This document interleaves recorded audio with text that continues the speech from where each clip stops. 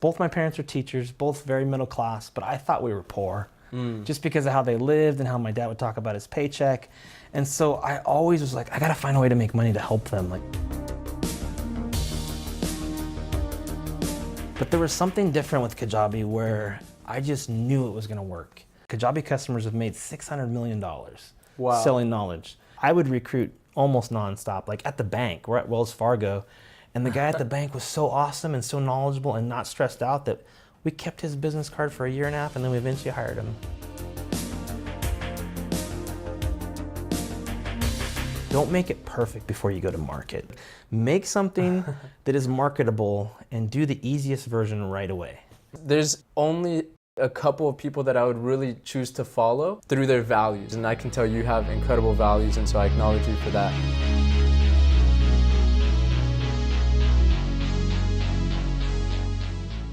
I'm super excited to have Travis Rosser. If you don't know about him, then you absolutely should. You've probably heard of what he's co-founded, the company Kajabi. Very, very successful company that has led him now to his next project, which is called You Inc., at least the book that came out of, you know, it just, you wanted to put this message out there, and now you're on to some really big things that we're going to get into. But I just want to say, you know, thank you so much for coming by, Thank Travis. you for inviting me. I'm really excited. This is cool. Yeah. It's a great setup you guys have here. Well, I appreciate it. We really wanted to make sure that you know, we have a comfortable environment, and I know you being the creative that you are, like the space is what counts. Oh yeah, right? yeah. I've looked at everything, the tables, the whole thing is cool. Totally. Even though the railroad track thing outside, I was like, that's pretty cool. every piece counts. So, yeah. Thank you for coming by, Travis. Mm-hmm. And really quickly, I just want to go over just getting started about your life, right? Like where you came about, April 24th. Yeah, sure. And you said you came from Kingsburg, right? That's where you were born. And Yep. I think it's so funny that you put in your book, which if you don't have this book, you can get it right now. Where can they get it? Just Amazon pretty much is the best place. Just search You Inc. or youincbook.com. Okay, You Inc. book. Make sure to get the book. It tells about his story, goes into you know, what it really means to be an entrepreneur and start from you. Yeah. And so you mentioned something in the book, I think it was hilarious, that if you're going down the 99 and if you sneeze, that your city's so small you'll probably have passed it. It literally is that small. If you've driven from Southern California to Yosemite, you've driven by it, but I guarantee you don't know. Because not much has come out of that town. I mean, it's a great little place, but yeah. Yeah, and what is that like? You know, starting from a small city and now you've grown a multi-million-dollar business. You know, how do you start from a small town where you hear many people, they're trying to start a business and they say, oh, there's not enough people in my city. There's you know, there's no mentors that I can look for. I don't know what to do. How did you start? What makes you different? Since I was a kid, I was always a dreamer. I was always questioning everything. I was always trying to figure out a way to make money. I think my parents, both my parents are teachers, both very middle class, but I thought we were poor just because of how they lived and how my dad would talk about his paycheck. And so I always was like, I gotta find a way to make money to help them. Like, what can I do? Down to where I eventually like picked the oranges off of our own farm, and I told cool stories about that in the book and sold them at farmers markets. Did the typical kid's job of mowing lawns. Like, I did so much. I even did a haunted hayride. Wow. Where I partnered with a local pumpkin farmer and built his whole hayride for him and like made the profit from it. Like, wow. Anything I could think of. It was just my drive. I had this dream for something more. I never really thought that I would leave there. I don't know. I thought I'd just be a farmer there. Yeah. But with college and everything, I eventually made it to Southern California. And since I got on the internet, I had the same drive of like, how can I make money? Like, how can I make money on the internet? What can I do? And it's been my passion. And I didn't realize I was part of this story until I wrote the book, because the book was supposed to be about Kajabi customers. And if you guys don't know that, Kajabi customers have made $600 million selling knowledge.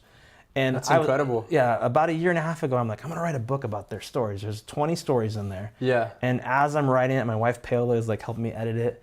We realize your story is part of the story, because my story from childhood to flunking out of college to struggling in school to stuttering as a kid for over 10 years brought me to the point where eventually I created this app called Kajabi that has then created millionaires. Like, so that's huge. And over crazy. $500 million in economy, right? That's right. For their own families, their own lives.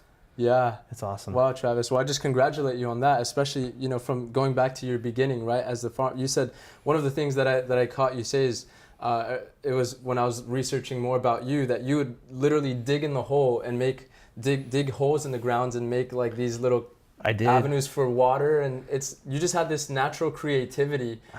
Yeah. Where do you think that came from, right? Like that. You know, I've always been a kid that has been in his head a lot, and I think because I stuttered as a kid, and I'm talking stutter where I couldn't talk. If I was with you right now, I would be constant getting stuck on my words, like from when I was as far back as I can remember until 19. That was my life, and so I would go outside after school, come home, get my dog, go out on the farm, and just play, like just be a kid. And when I was out there, I would dream and I would talk to God. Like, first thing I would say is, God, could I stop stuttering? Like, will it ever happen? And the other one was, you know, I want more. Like, I lived in a town where very middle class, a little bit of poverty, but a lot of farming families that were super rich. And I would see their homes on the river, and I'd be like, I want that one day, to the point where I even made my own little river, like you were saying. I remember doing that for weeks. I'd come home and there was like an irrigation pipe that broke. And so the water was just flowing out really slowly, and it made this very long stream. And I would like reroute it and dream. And then when I turned 40, my dad made some bad financial decisions and he lost our family farm. And 3 years later, I bought a really nice property on the river, and my parents live there now. So it's crazy how those little visions as a 6-year-old kid, when I was 42, like, I was able to actually do that. Yeah. Like, what if life is all about that? The things we dream of as a kid, if we could somehow remember that when we're adults. Just dreaming large, just right? dreaming. Going for the biggest thing. I used to pray, like, God, if Henry Ford and Edison and all these guys came up with these great ideas, could you give me an idea? Like, and I struggled in school. I couldn't read. I got D's and F's all the time. I was not a smart kid, you know, book smart. But I always thought, like, what if you gave me something? And I would be a good steward of it, and I would build it. And I didn't know it was Kajabi until I wrote the book. Like, I literally had my head down, and I was building this app, and we were doing these things, and I would have these moments where I would be interviewing customers, and you could feel this, like, they would be like, well, I became a millionaire because of your app, or my family didn't go into bankruptcy, and I would get goosebumps, and they would get goosebumps. And it was like, after the fact, I was like, this is a cool story. Wow. Yeah. No, I love that. And one of the things that you mentioned, you know, starting with that vision, starting with just thinking big. I know from researching a little bit more about you that you admire people like Elon Musk, that, you know, they want to send us to Mars, right? They have this just ridiculous goal. Yeah. So when you were younger, did you have these large goals, and did people ridicule you for them or criticize you for thinking large? Like, I know this is something a lot of people deal with. Yeah. I mean, there's no internet yet, so my dreams were fairly limited. Yeah. But they were like, I wanted that house. I wanted that place. I wanted to not worry about money. I don't know if I kept it to myself. Maybe that's part of the secret. Don't share some of these things with people, because you're right. People will ridicule you or try to pull you back to the box they understand. They don't want to see you succeed, because then they're like, well, how did you do it? I mean, my wife and I deal with this all the time. Like, people don't understand you as you're expanding, because you're choosing to leave the reality they know. And it's scary as hell. And I was lucky, whether it was God or my determination, I first left my small town, you know, and then stuttering started to go away. And then I got into technology, and then I built this cool app, and then that created millionaires, and then I wrote a best-selling book. I mean, each step is very scary, but I don't depend on other people. I can't. Like, their definition of me or how they feel about me. If anything, I kind of like to be the underdog. Yeah. I like it when they don't think I can do it. In you. Yeah. It's kind of like that chip on your shoulder, like, no. Totally. Proving this to yourself, right? To the individual. Yep. Yeah. And one thing before we get into the business side, because I have some really exciting stuff regarding, you know, like questions. I wanted to learn how you actually went through this journey of building this multi-million business, Kajabi. I want to just acknowledge you for really speaking openly about your faith. It's one of the reasons that I was really excited for this interview as well, is because you mention it so much in your book, right? About your spiritual life, that you would pray, that you'd even, you know, join your local church. And so my question to you is, how do you feel like your spiritual life has made a difference in your success or in your life in business, or do you think, does that matter? It completely matters. I think the more I learn, the more books I read, I see people talking about the same thing when they talk about meditation and how important mindfulness is.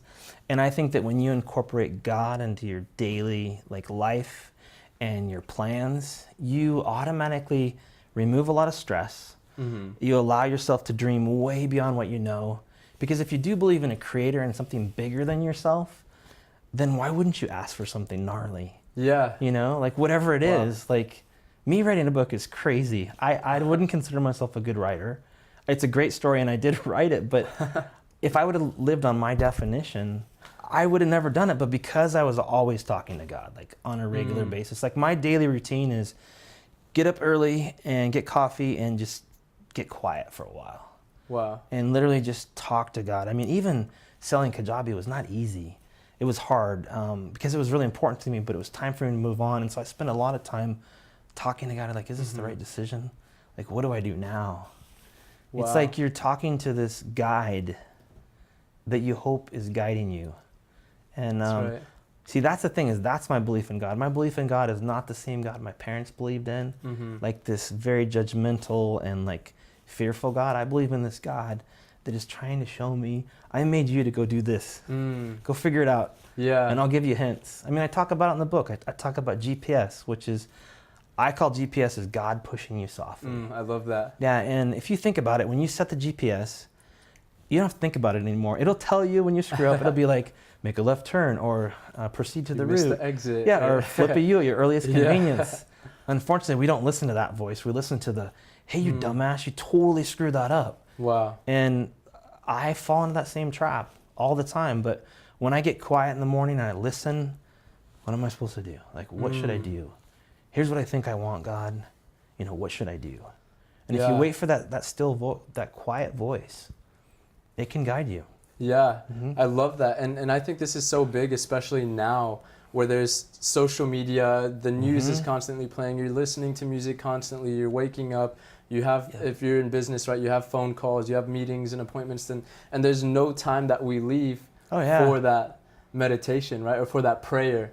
And so how do you do it?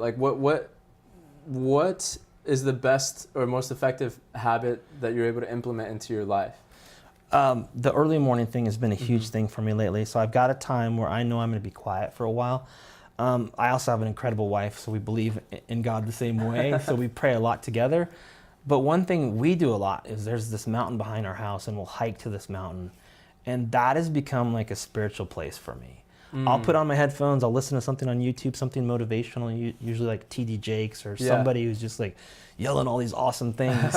And I've had moments where I feel total peace about something or confidence about something new, or it's powerful. It's better than any church I've ever been to. So I would say if I was a young entrepreneur, get quiet every morning and then find a ritual you can do every day. Maybe a walk you could take or a bike ride. And listen to something positive for sure, because that'll stimulate thoughts. Yeah. And we have had incredible moments where we've sat at the top of this mountain and either had visions about our lives or reflecting on things that have just happened. Wow. And it's powerful. Yeah, I love that. And Paula is here. Yes. She doesn't want to be on the camera today, but she is incredible. She is amazing. She is. And I actually had some questions for you regarding relationship, right? Okay. I wanted to get into this because I know it's somebody everybody in business is going to have to deal with, right? They have their life, they have their visions, their aspirations. And then of course they want to have, a life with a woman, or if you're a girl watching this, a man, and get married. And so how do you feel about relationships when you're starting off as an entrepreneur? What is that journey like? Because when you're an entrepreneur, you have so much going on. How do you balance a relationship in what you're doing, or should you in the beginning? What are your thoughts on that? That's a good question. This is hard because you have to be on the same page. It would be impossible if you weren't. But my story, Paola and I got married about 2 years ago. Yeah. And we are definitely on the same page. And now that I've sold Kajabi, we're talking about our future, and what we want to do. So it requires a lot of patience, but if you find the right partner and you trust that person, they can give you a perspective that is different. But our situation is unique and it's powerful. Now, before, I was married before, and I built a company that my ex didn't understand. She kind of didn't want me to do it. In fact, I kept my day job for a long time because I made 6 figures in the web space, and she didn't want me to take a chance. So that was hard, and I kept a lot of those dreams and visions to myself to build it. Wow. And that may be your scenario, because sometimes you're going to believe in something before anybody else can understand it. That's and right. if you're doing the thing where you're getting quiet on a regular basis, you're going to start getting so much confident in that idea that it doesn't matter what other people think. Yeah. Because you can see all the things that can connect together to give you the ROI and the value and the delivery, that you just go for it. But having a partner that's in line with me and has the same goals is powerful. Like, I am so grateful for that. Yeah. So it's pretty important. In fact, if you don't have a significant other right now and business is important to you, you need to write that down as like, this person needs to have similar mindsets. Because before getting married to Pay, before even really realizing that I was going to date Paola, I did that. I wrote down all these things that I wanted in a wife this time, because I had gotten divorced and I felt like I had screwed up, and then I tried dating and it was terrible. And I was like, okay, what do I want? And one of them was business, like visions similar to me, has or wants to create her own business. Because if you don't have that, then you're constantly living in 2 worlds. And if you're watching this and you're in that scenario, like, number one, go to some counseling because you want to get on the same page, but also find other people you can trust with your ideas. Got it. And sometimes the first thing you trust is your notepad. Yeah, it's yourself and what just you writing things down, like, I'm going to do this, I'm going to build this. Wow, well, I love that. And before we move on to the next subject, I think that's such a tactical thing to do, is if you're in that situation where you're not in a relationship, do yourself a favor and write down what you want, right? Because an intimate relationship has an effect on how you operate your day-to-day. And when you pick the right significant other, that's your best business partner in the world. Yeah. So your lifelong partner at the end. That's right. Yeah, no, I love that. Awesome. And so Travis, I want to jump into Kajabi, and now the whole process of how that came about from the beginning, and then now where you're going. We'll talk about what's next. But I'm curious. So Kajabi, you co-founded this with Kenny, right? 2010. 2010 is when it went public. We started working on it in 2009. Yeah. And so what is it like when you're just starting a business, right? Like, before you even know what's going to happen the next decade, before everything's put together, like, what is that like when you're just starting a company? Well, before that, I had started a whole bunch of things, and a lot of things had failed. But there was something different with Kajabi where I just knew it was going to work. I don't know how to describe that, but when you start talking about your idea and you can see all the components, I knew it, and that was different on this idea. It was surreal. There were so many moments where I would be like, whoa, we just met this person. Like, we just got to talk to this person. That happened all the way through the whole process, to the point where my first customer was Andy Jenkins, and I met him on Twitter, because back then Twitter was kind of the best social media. Facebook hadn't really made it yet. You know, it had just started in the past 3 or 4 years, but still Twitter was the place you could just hit up anybody. And so I'd reached out to him, and we're sitting, meeting with him, talking about this idea, which was Kajabi. And it was crazy to think, okay, he's gonna do this thing with us. He was gonna be the first customer. But I also didn't know what I didn't know. I didn't know it would be this big. I didn't know it would make millionaires. I didn't know it would make me a millionaire. I mean, I hoped. And I also didn't realize there was a movement that was gonna happen because we built that app. I just built it because it was a cool idea, and we tried to sell stuff online, and it didn't work out, and so there was a gap. So, and I think looking at it from you know, the perspective of your clients too, what you really came here to do with Kajabi is you brought a solution to the marketplace, which is, you know, this is how you can sell your education, right? This is how you can teach online. And so what do you think about all these people that are, you know, joining get rich quick schemes, or, you know, they're just, their drive is the money, right? Like, obviously there's people that's what they care about. That's the only reason they're in business. Sure. That's obviously not your reason. You know, how do you go about shifting their motives, or just what are your thoughts on that? So there's a balance when it comes to this, because I did want to make money. I wanted to make money for my family. I lived here in Orange County, and my drive was still to try to be able to afford a house, because Orange County houses are insanely expensive. So that definitely was my drive at first. Back then there were so many make money online that we had to, like, kind of live in between all that space. And now I meet him, and it's like being genuine is such an asset now. Back then it was, but just to be able to be on the internet, you were awesome, you know? Yeah. But now being real is huge. And one thing that's consistent about everybody in the book is if they had their heart on helping someone, they were way more successful. Like that was key. And a lot of times it's because the thing they're teaching was something they went through themselves. You know, whether it's back pain or debt or, you know, how to fly a helicopter. They had a journey first, and then they shared it with someone else. And that's where it became real genuine to be a Kajabi business owner or an information business owner. When before that, it was like, if you run Google ads, you can arbitrage this and make money. And that was like, what's his face? I still have his stuff. Tiny classified ads, Don Lepre. Do you guys even remember that guy? Okay, there's the guy. You might know this when you're watching Google it. Don Lepre had these infomercials. He's like, run Tiny Classifieds ad and you can be a millionaire. Oh my And he God. had all these workbooks, and I think he actually committed suicide, but it's a sad story, but he's also the forefather of information marketing. And that used to be the whole space was like, use this tool to make money. Yeah. And then I realized, wait, use this tool to change people's lives. And making money is a pretty good driver too, so. Yeah, so from your studies, right, and you have hundreds of Kajabi heroes, thousands and thousands of them, now, yeah. and you know, over 500 million in economy created through Kajabi. What you notice is that those that have their heart centered on really providing value, really making a change in somebody's life, they're the ones that are doing the best, right, financially. They're the ones that don't give up. They're the ones that don't have to make money at first because they're driven by it. Yeah. Because when you're only driven by the dollar, you're going to get stressed out. You're going to get upset. You're going to have highs and lows when you make money. Yeah. So you have to have a drive that's beyond just the dollar. But in the book, I talk about you better make profit, because if you make profit, imagine you have a course where you're helping people that could help anybody, but instead you go after executives first and they pay you really good. And then that same information could help, you know, inner city kids. Because you got paid by the CEOs, you now can self-fund your own, any programs you want versus send me money and I'm gonna help inner city kids, which is still great too, but what if you could fund your own lifestyle and your own charity and your own change? Like that's where you see huge stories happening. Yeah, so I love that. That's a topic that I definitely want to dive deeper to. I just want to go back to something that you said that I think there's people that really need help with this. Definitely. Okay. There's people that, you know, they know they have like this, they're anxious for business. You're anxious to be an entrepreneur.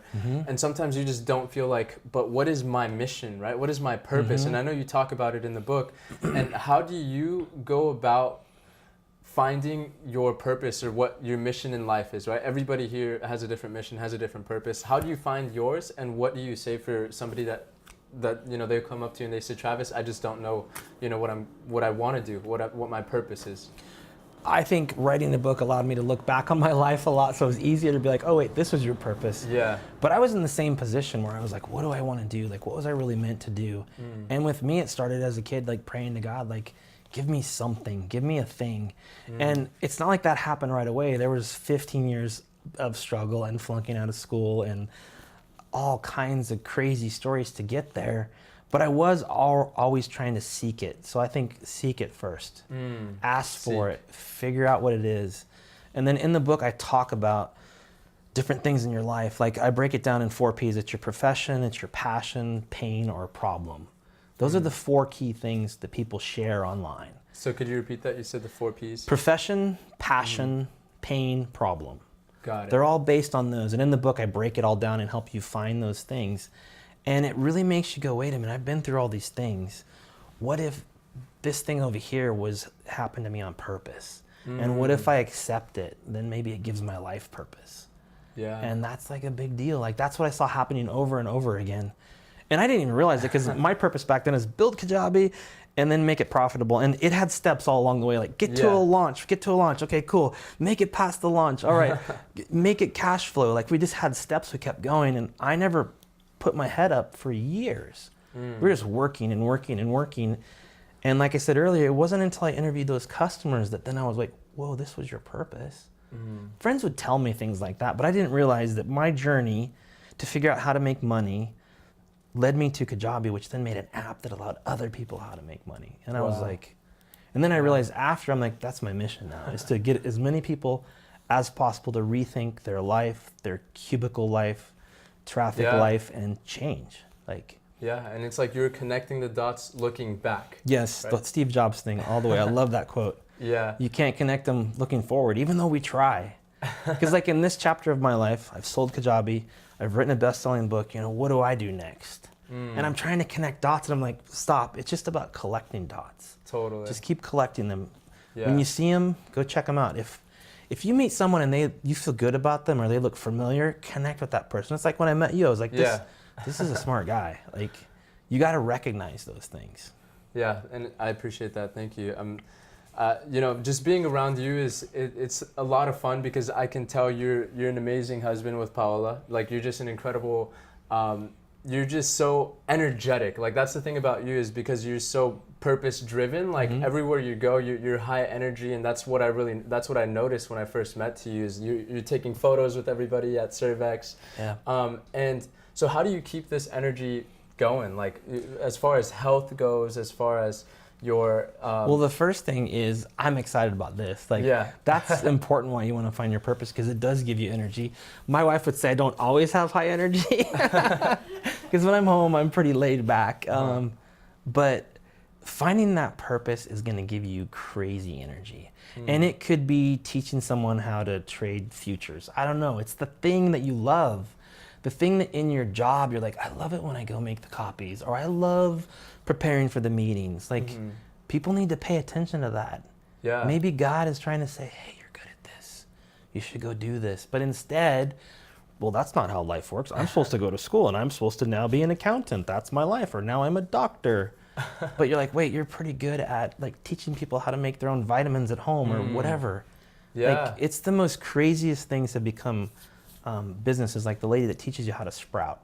Yeah. Like, she learned that sprouting was good for her health, so she could turn any bean into a sprout. Wow. And it's like, she loves it. So She could talk about it all the time. So you got to find those things that give you a lot of energy, for sure. And they're different for everybody. Oh, right? yeah, like for sure. Strengths and And if you passions. don't get energy from it and you're draining, you need to figure out why. Like, most people don't change it. Like, my father that was a teacher, he hated teaching. My mom loved it. My dad hated it, and he never changed. He just lived a miserable life. I mean, he was happy, but not at his 9 to 5. He wasn't passionate about it. Wasn't passionate about it, yeah. Wow. So, I mean, we only have one life. We got to find what's really driving us, right? What that passion Well, is. and you got to, I think Gary Vee said this, you got to be patiently impatient. Like, it might take a long time, but also be impatient, like trying things out, and don't just sit back and wait. Yeah. And I love that, what you said, be patiently, what was that? Patiently impatient. Patiently impatient, right? Yep. Because when going back to the beginning of Kajabi, when you started this with Kenny, and it's 2018 now, when you're going along this process, this journey of building your business, when do you know, like, we hit something? Like, when do you know that you're actually succeeding, right? Like, what does that feel like? Yeah. There's a lot of benchmarks that probably would be more logical, like cash flow. But I remember maybe 3 months in, we surveyed all the customers, like, what are you selling on Kajabi? And they started sending results back. And that's when I was like, whoa, like hundreds of topics that I never thought of, like horse ballet, like I said, the helicopter flying Horse guy. ballet? Yeah, there's an Irish drum, which it's like some special thing, like knitting, Wow. all kinds of, like there was one, this boyfriend and girlfriend, she was an adult dancer, and she created a course called Strip and Grow Rich. Strip and go rich? Yes, and it was about being a stripper and running a business as it. And I was like, well, that's a very creative take. That is very creative. So, I mean, people were teaching so many things. I was like, we're really on, like, this is something. Yeah. Wow. And just out of curiosity, what's like the craziest thing that you've seen aside from Strip and Grow Rich? Like, there's so many that are like that. Like, well, the one I interviewed in the book is the Sugar Mama. Sugar Mama? She's a sugar waxing expert, which is like a way for a woman, like an esthetician, to use sugar instead of wax to remove hair. That lady was awesome too. She's in the book, and I was like, what the heck is this? And then she literally, while she was being interviewed on Zoom, she's like, look, it's totally organic, and she eats it. And I'm like, well, what did you know? Why did you? Oh. That's weird. Okay, you got to get the book. Okay, you're gonna get some really amazing lessons, and then also some crazy stories that I'm sure are in there. Definitely. And so I love that. So as you're building Kajabi, right? What I think for a lot of the people here that they have their own business, they're looking to start a business. Any organization takes good people, Yes, right? yes. For it to truly succeed. So how did you actually go about your recruiting process or team building process? Like, how did you guys create such an amazing culture that created Yeah, Kajabi? well, two things I would say is the first one is we did the work at first. Kenny coded, I designed, I did UI, branding. So we were the first 2 employees. So that helps. Not everybody can do that. Because you might need a developer, you might need a chef or whatever. You have the skill sets. But you got to get boots on the ground as much as you can and be involved. So you know every piece of the culture and build it. And that was step one. The next thing was valuing people. Like, people were the biggest asset we had. Yeah. Because it was just code and pixels, you know? There wasn't as many competitors. Like, there was no ClickFunnels back then. Or Teachable or Udemy. None of that existed. But people were huge. I mean, I would recruit almost nonstop. Like, at the bank, we're at Wells Fargo. And the guy at the bank was so awesome and so knowledgeable and not stressed out that we kept his business card for 1.5 years, and then we eventually hired him. Wow. And he was in the customer support team forever. It's amazing. I also stalked people, like using LinkedIn and Dribbble, like to find UX designers and stuff. I would like send a message like, "Hey, you want a new job?" Like, you got to be like aggressively going after people too. The other thing is we had over 10 years of having crappy jobs. Like, I lived the cubicle life for a decade. Wow. And I remember thinking, I do not want this company to be like those jobs. And so fun and productivity were a big deal. Like, and lack of meetings. I hated meetings. I kind of still hate meetings. But actually getting results. Like, it's crazy how most big corporations can't get that much done. Like, I would come up with these great software apps for this company called local.com. I don't think they exist anymore. And they could never execute on the apps I was trying to build. But my team of 4 people could build that app in 3 or 4 weeks. Wow. And results creates great culture because, like in life, when you get something done, you feel good. Like, when I work out, I feel good. And that was one thing we learned. I think at first we bit off so much to create Kajabi that within the first year we started biting off a lot smaller chunks. And that's important. Whatever you're doing, don't make it perfect before you go to market. Like, build something you can see a customer use as soon as possible, and that's going to give your culture so much energy because you're like, wow, they like what we built. Yeah. Like, and the results, the feedback, and you're saying that the results will continue to drive future results. That's right. Right, so if just you getting listen to the first win. customer, I mean, I would consider myself a customer, and now I actually am back as a customer of like a Kajabi app. Yeah. And if you can think it through the customer's eyes, what you're building, you're going to get so much praise from them. Like, when they meet you, they're like, oh my God, Kajabi. Like, that's not that we plan to do that, but if you build something really cool and powerful, you're going to have that around. The community. Yeah, and we modeled after other companies. Like, back then, there was a company called 37 Signals that created Basecamp and some other apps. And they wrote a book called The Rework. And it was all about culture, and we read that. And then Zappos had written, Tony Hsieh from Zappos had written the thing called Customer Happiness. It was about culture. And so we studied other people too. Yeah. Yeah. And so did you and Kenny purposely say like, hey, Kenny, let's figure out this culture thing, you know, let's pick up a book and see what other companies did? Or we would just say, hey, I'm reading this book, and later we'd be like, hey, this is a cool idea, let's try this. And I'm a pretty like happy-go-lucky person. Yeah. So I would be like, let's have this party, let's do this thing, like let's get a foosball table, let's I mean, there's so many dumb things we did. We'd have poker nights and alcohol in the office. Like, really? Oh yeah, there's always beer and like stuff available, and if we finished something or we were done, like we would celebrate. That's the other thing, is create celebration, like as often as you can, not just for the sake of it, but because you accomplished this or because we hit that. Yeah. That's a big deal. We also dropped everything corporate. No more quarterly reviews, no more 2% raises. It was all like, you've been here for 6 months, you're freaking awesome, I'm raising you 20%. Like, there was no rules. Yeah. I mean, we learned as we went, like, well, you can't raise someone too much, they actually don't produce that much anymore. But we just didn't follow rules, we made our own rules. Yeah, so very untraditional, just, you know, whoever deserved it, whoever was bringing the most value, you would go and give them a And we always were like, well, would raise. this make me happy? Oh yeah, it would, okay, cool. Yeah. But they're also, good employees are not always driven the same as entrepreneurs. They need stability, predictability, and like the money that motivates them, you know? Yeah. And so you got to figure that kind of stuff out. And I mean, there was times we would make offers on people. We had not the cash flow to deliver on it. Yeah.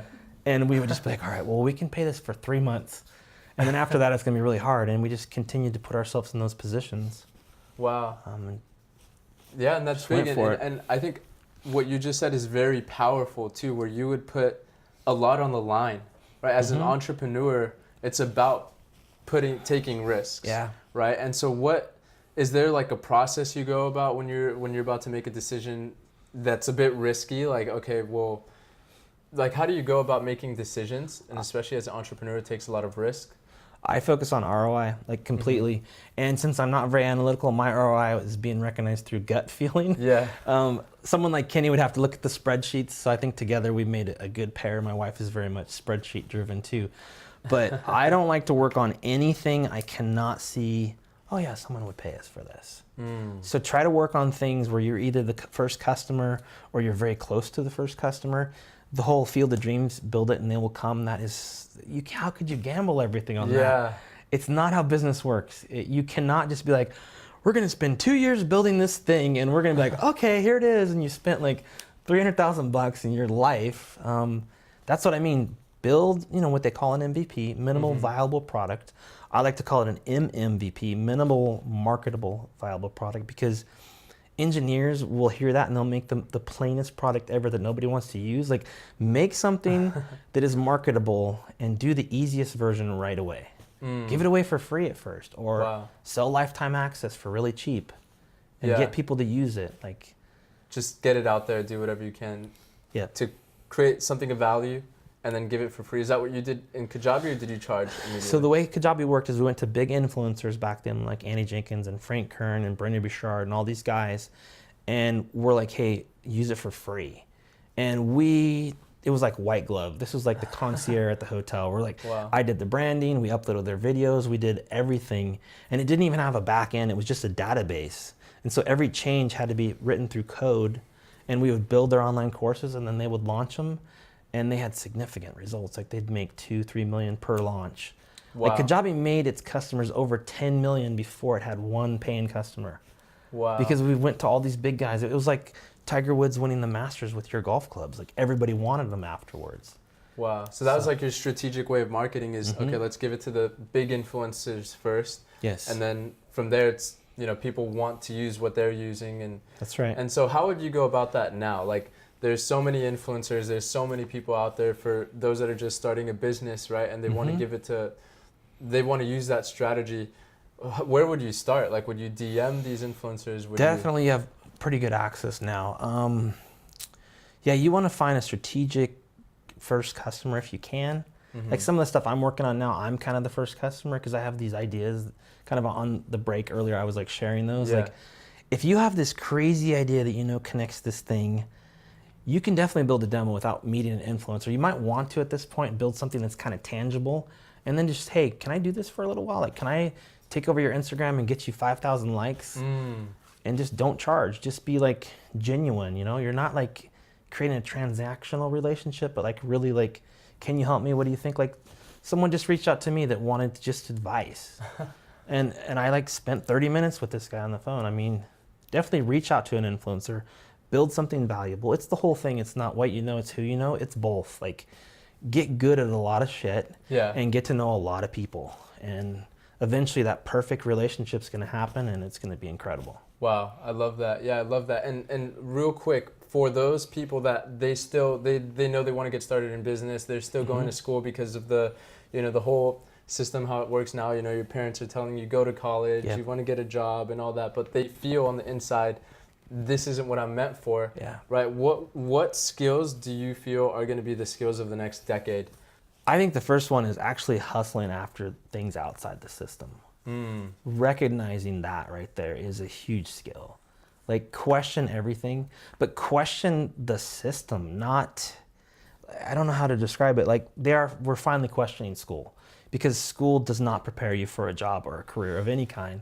I I mean, if you research the Agree. school system, it was created by Henry Ford so he could have factory workers. Wow. And we're not made to be in factories anymore. We are made to use this internet. So I would say live on the web. Like literally live on the web, find your thing and hustle after that. Like that alone will get you in the right direction. Wow. And with not that much experience but enough hustle, you can connect with someone pretty big that can then, leapfrog you forward, Yeah. So being able to question the system, right? Like just ask questions Yeah. about, is this really true, or do I really need college to go big in life? And then you said something about working outside of that, right? Like when you say that, do you mean working, say you are somebody that goes to college and you have a job right now, you want to do something big. Does that mean starting some type of side hustle? Oh, for sure. You need to be, if you're in school and you need to finish school, but you also have a lot of freedom as a college student. You're not in school every day. If you can afford it, make your side hustle your main way you make money and do as many side hustles as possible. Like try a lot of things. Yeah. Just like I'm realizing as I got remarried in my 40s, I wish I would have stayed single longer and just dated. Like the same thing. Don't be like, well, I'm in school for engineering. That's cool. Keep doing that. But try a whole bunch of other things. Like be open-minded to experience. Be like, man, I love it when we go bowling. I just feel good. Well, go analyze why. Is it bowling? Is it the shoes? Is it the smell? What is it? Like, go explore that thing. Stop following the system.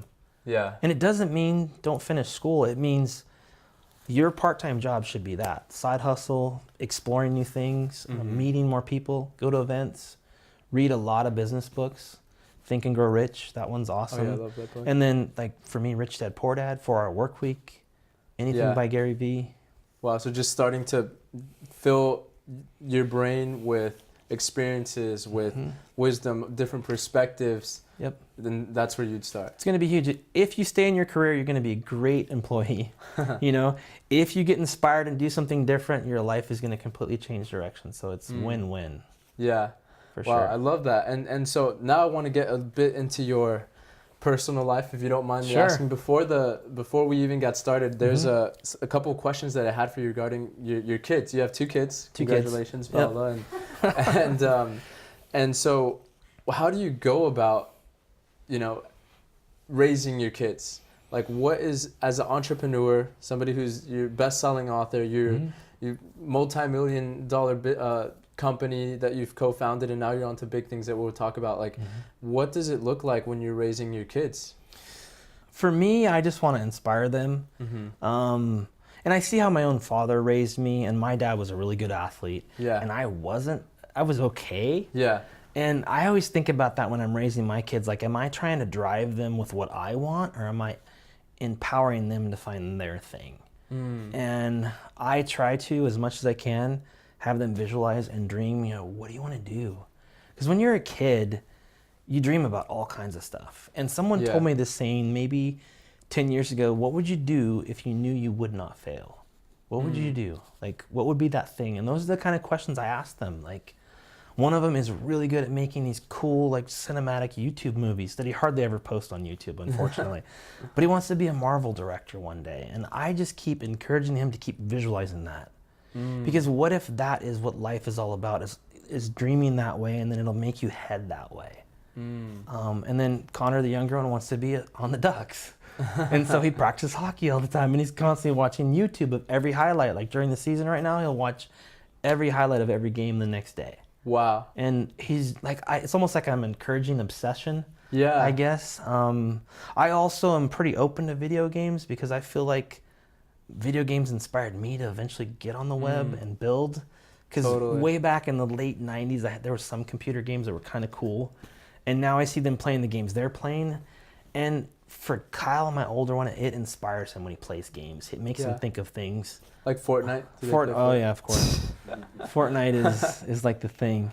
And the reason why I do that is, what if there's something in that space that's going to trigger them to be like, oh, I love this. Like, that's the thing I want to do, is get them involved in as many things that get them excited. Yeah, that they're passionate about, that that they love. That's amazing. And like, I support them. Like, I've been in Kyle's movies. Like, I have been laying on my back in the driveway of our farm up north with pails squirting water in the air to make it look like I died in the rain. And then she's squirting me in the face. And I'm like, be involved with them. I go to every single hockey practice if I can with Connor. And then for Kyle, making movies, that's like his sport. That's his thing. So if he needs me to drive him somewhere or pick up a prop, I go do that with him. Yeah, that's the best. Probably one of just very inspiring, because I'm sure a lot of people that are watching this, they want to have a future where they have kids and a wife or a husband, and it's so important how you go about raising your kids. So I love that you really do that.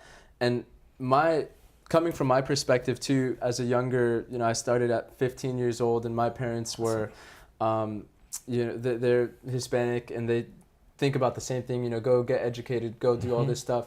So for me, it was difficult listening to, okay, it's the same mom that tells me to take out the trash. It's the same mom that tells me clean up my room. So sometimes we almost have this, we want to rebel. Oh yeah, right. Totally. And so how do you go?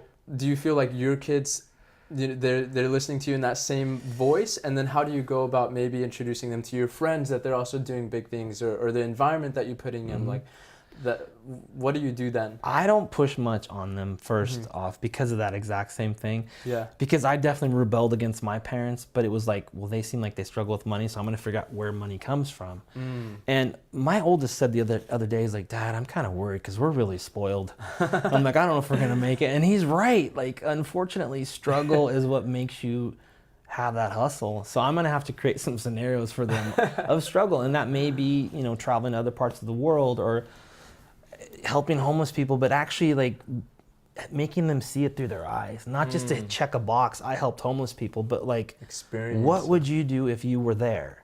Yeah. Pill and I were in Mexico for a wedding, and we're on this hotel in Cabo overlooking the city, and she's like, what are you thinking about? And I'm like, what would I do if I was dropped here and I had to make it?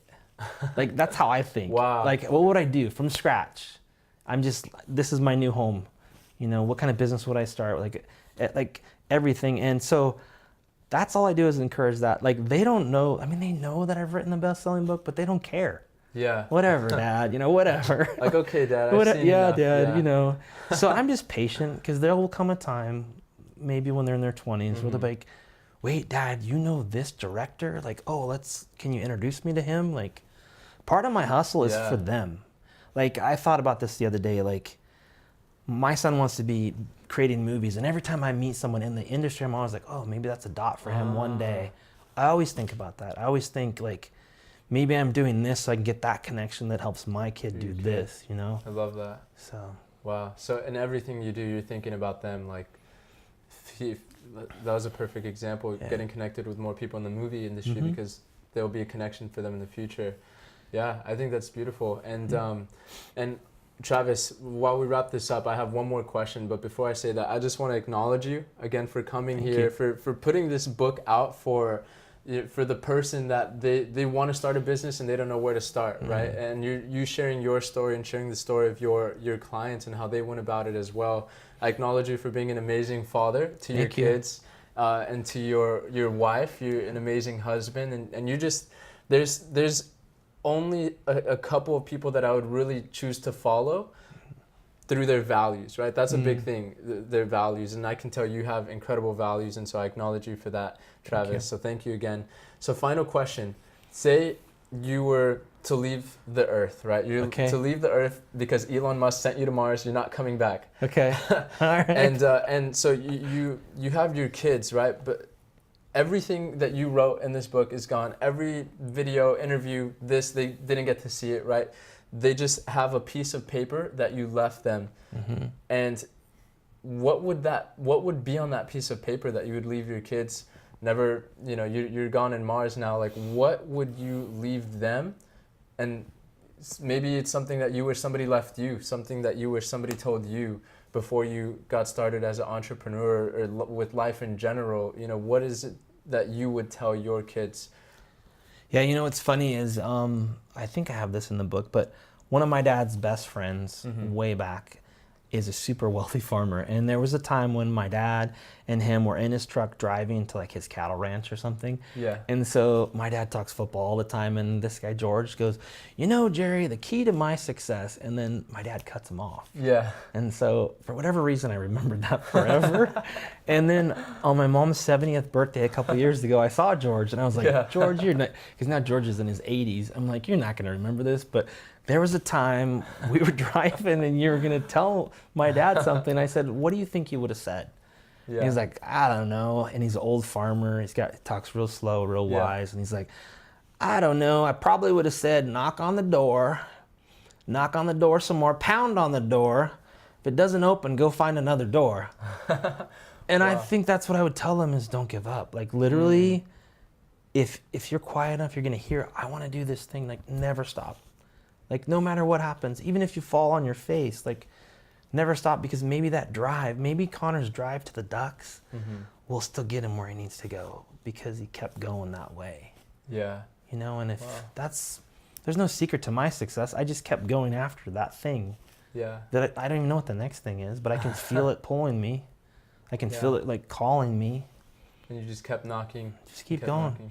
And if the door finally doesn't open, you got to go to another door. You can't like knock down someone else's dream, you know? Yeah. You got to find yours. Wow. But I love that, Travis. Well, thank you again. And where can people find you? You're up to some big things. Like, what is it that what's next? Like, where are you focused now? Definitely the book, speaking as much as possible, working on some podcasting stuff. I've done some courses that go with the book, which I'm super excited about. Working on some new app ideas, which are really excited. My business partner, my wife, and I have a lot of cool things that we're doing, which I'm excited about. But if you go to travisrosser.com, I'm going to start putting my blog post on there, and then youinkbook.com. Got it. So go to travisrosser.com, TravisRosser. Yep. Pretty simple. And then also make sure to get this book on Amazon. You're going to get so much. I got so much value from, I honestly didn't finish the entire thing, but from the few chapters that I read, I got a lot of value. And so I definitely recommend. It's a quick read. Yeah. Should be able to read it in one afternoon, hopefully. Sweet. So. And then where else could they follow you on Instagram? Yeah, Instagram, it's just Travis Rosser. Facebook is Travis Rosser Fan.